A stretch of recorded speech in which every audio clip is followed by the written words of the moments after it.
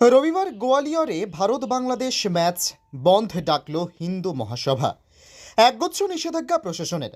বাংলাদেশে সংখ্যালঘু নির্যাতনের মাঝে ভারতে বাংলাদেশের সাথে ক্রিকেট ম্যাচের বিরোধিতায় হিন্দু মহাসভা। টেস্ট সিরিজের পর সূর্যকুমার যাদবের নেতৃত্বে বাংলাদেশের বিরুদ্ধে 3 ম্যাচের টি-20 সিরিজ খেলবে ভারত। প্রথম ম্যাচ হবে আগামী রবিবার মধ্যপ্রদেশের গোয়ালিয়রে। এর আগে হিন্দু মহাসভা ভারত বাংলাদেশ ম্যাচের দিন গোয়ালিয়র বন্ধের ডাক দিয়েছে। বুধবার হিন্দু মহাসভার পক্ষ থেকে রবিবারের ম্যাচ বাতিল করার দাবি তোলা হয়।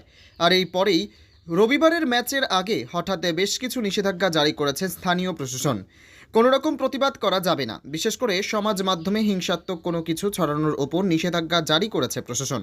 শান্তি বজায় রাখতে বলা হয়েছে। ম্যাচ ঘিরে কোনো উত্তেজনা চাইছে না প্রশাসন। রবিবার যে দর্শকেরা খেলা দেখতে মাঠে আসবেন তারা ব্যানার, পোস্টার, পতাকা, কাটআউটে আপত্তিজনক কোনো কিছু লিখে আনতে পারবেন না। বাংলাদেশের রাজনৈতিক পরিবর্তন, সংখ্যালঘু নির্যাতনের প্রভাব এখন খেলার মাঠে।